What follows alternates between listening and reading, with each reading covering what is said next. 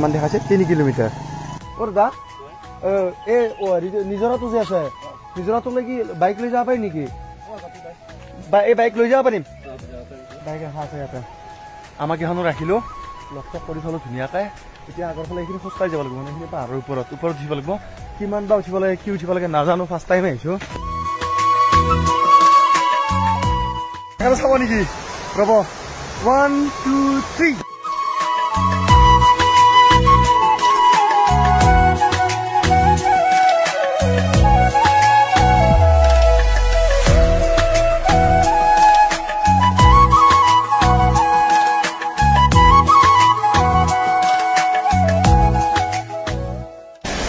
মানে